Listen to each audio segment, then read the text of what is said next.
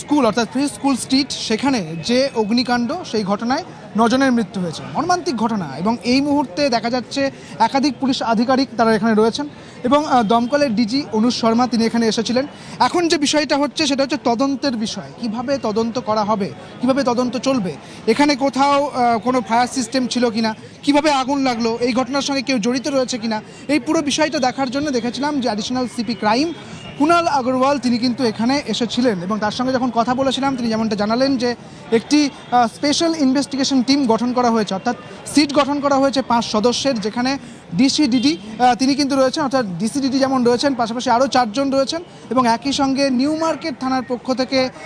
স্বতঃপ্রণোদিতভাবে যে মামলা সেই মামলা কিন্তু রুজু করা হয়েছে, অনিচ্ছাকৃত খুনের মামলা দেওয়া হয়েছে এবং একই সঙ্গে দমকলের পক্ষ থেকেও কিন্তু এফআইআর করা হয়েছে। এখন যে বিষয়টা, এই যে এত বড় একটা ঘটনা, মর্মান্তিক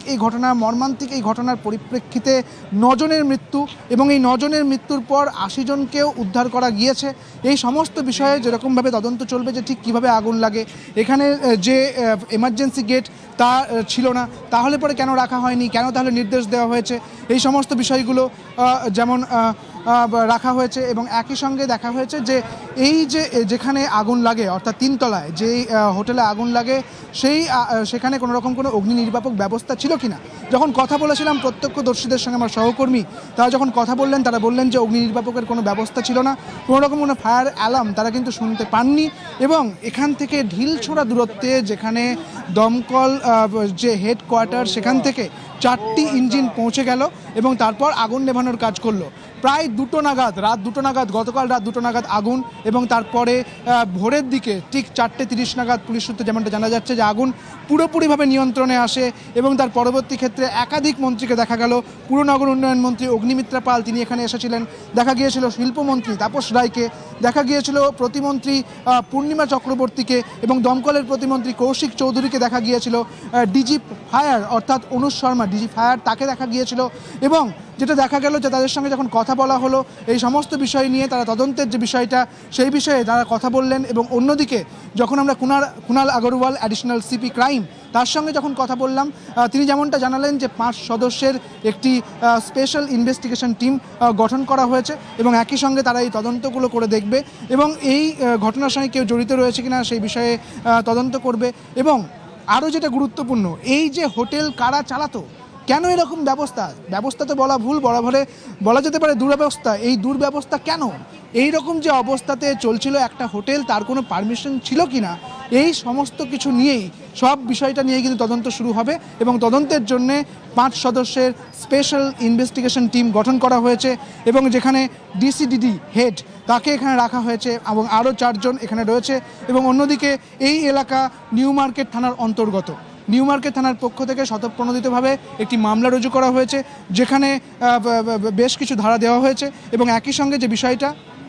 এই যে পুরো বিষয়টা অর্থাৎ যেখানে এমার্জেন্সি গেট ছিল না, এই ঘটনার সঙ্গে কেউ বা কারা জড়িত রয়েছে কিনা, ঠিক কিভাবে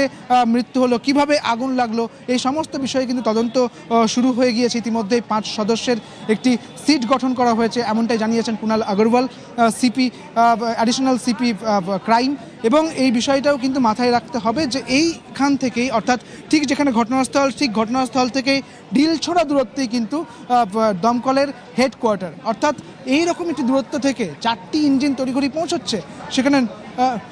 9 জনের মৃত্যু হচ্ছে। আমরা শোনাবো আপনাদের যে additional CP Kunal Agarwal crime তিনি ঠিক কী বলেছেন।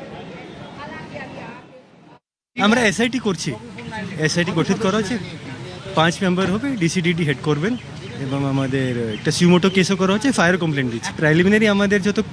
ক্রিমিনাল অ্যাঙ্গেল আছে, কীভাবে হয়েছে, যত ডেথ হয়েছে সেটা নিয়ে অলরেডি আমাদের ডিডির হোমিসাইড টিম পুরো টেক আপ করে নিয়েছে, স্টাডি করছে। তারা কি বাংলাদেশি নাগরিক? ভিতর থেকে আমরা 3-4টে বাংলাদেশি পাসপোর্ট পেয়েছি, তাদের দিয়ে আমরা ক্রস ভেরিফিকেশন আমাদের চলছে কি ওরাই ভিকটিম কি নয়। Additional CP crime